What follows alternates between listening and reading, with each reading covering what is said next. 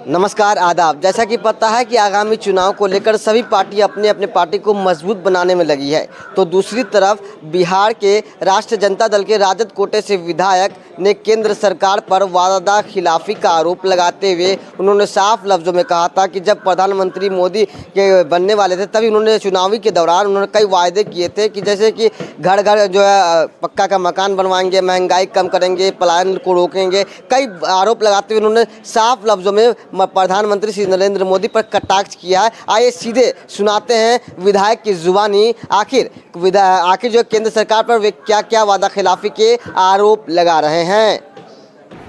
कैसे हम भारतीय जनता पार्टी और एनडीए के तमाम नेता जो ठगने का काम किया, उन्होंने कहा था कि 2022 तक किसानों को हम आय दुगुना करें।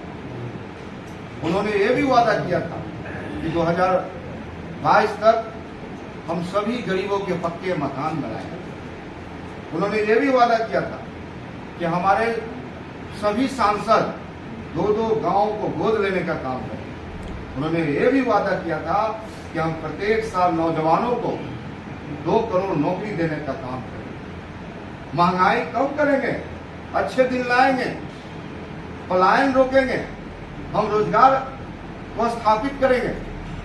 सभी मामले में उन्होंने यहाँ के आवाम को ठगने का काम किया है और छात्र, नौजवान और किसानों ने निर्णय लिया कि आने वाला 2024 में भाजपा को भगाना है, इस लोकतंत्र को बचाना है, इस देश को बचाना है, इस संविधान को बचाना है।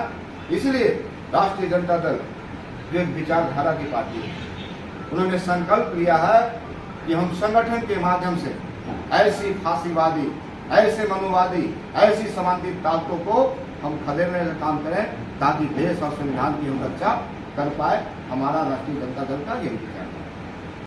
क्या अपडेट है सरकार किस तरह से मदद करेगी? देखिए, 6 लोगों की दुखद मृत्यु हुई है और सैकड़ों घायल हैं। हम लोग दुख प्रकट करते हैं। माननीय नेता बिहार के उप मुख्यमंत्री केसी प्रसाद यादव जी ने गहरी संवेदना व्यक्त की और हम तमाम राजद परिवार के लोग हम संवेदना व्यक्त करते हैं मृतक परिवार के प्रति, और जो घायल है वह जल्द से जल्द स्वस्थ होकर आवे और दूसरी कभी घटना न घटे, इसके लिए केंद्र सरकार और रेल विभाग से भी कहना चाहेंगे कि निश्चित रूप से ऐसी घटना हो। चुनाव में इस तरह का कोई चर्चा है? देखिए, विचारधारा एक है, कैसे हम भाजपा के खात्मा करें, कैसे हम एनडीए को बिहार और कटिहार से भगावें, हमारा उसका भी यही एजेंडा है। और हम समझते हैं कि इसी एकजुटता के कारण पहली बार पूरे हिंदुस्तान में, पूरे देश में विपक्षी एकता पूरी तरह से एकजुट हुई है।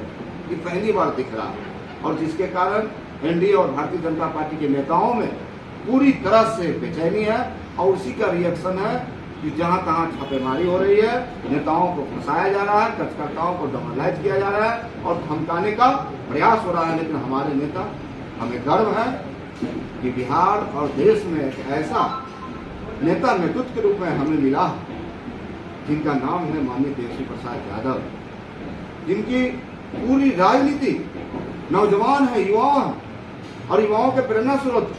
वह 40 साल बिहार और देश की सेवा करने का काम करेंगे। उनमें प्रतिभा, नेतृत्व क्षमता और सभी को लेकर आगे बढ़ने की क्षमता है और मुझे लगता है कि पूरी ताकत के साथ उनके नेतृत्व में महागठबंधन इंडिया का निर्माण हो रहा है। उम्मीदवार चाहे कोई हो, इस कटिहार से उद्देश्य एक ही है सभी लोगों का, एनडीए को भगाना है, इस देश को बचाना है, भाजपा को भगाना है, इस संविधान को बचाना है।